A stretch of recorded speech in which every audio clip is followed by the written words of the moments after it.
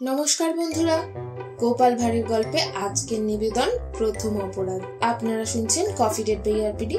চলুন তাহলে শুরু করা যাক। এক বালক গোপালের বাগানে ফল পেড়ে খাচ্ছিল। প্রতিবেশী লোকেরা ছেলেটাকে ধরে নিয়ে এলো বাগান থেকে।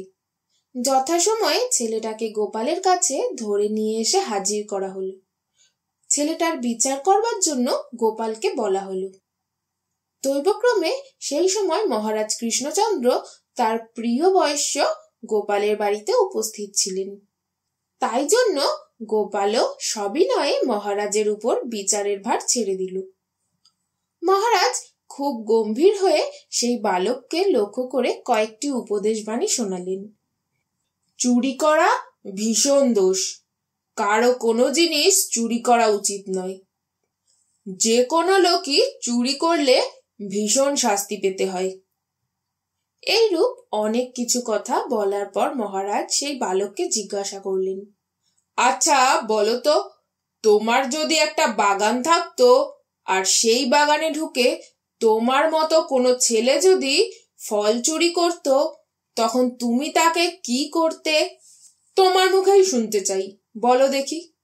বালক বিনীত হয়ে নম্রভাবে বলল, মহারাজ, প্রথমবার আর কি করব, বুঝিয়ে সুঝিয়ে সে যাতে আর কোনোদিনও চুরি না করে এবং আপনার মতো এই উপদেশ দিয়ে সাবধান করে ছেড়ে দিতাম, প্রথমবারের মতো।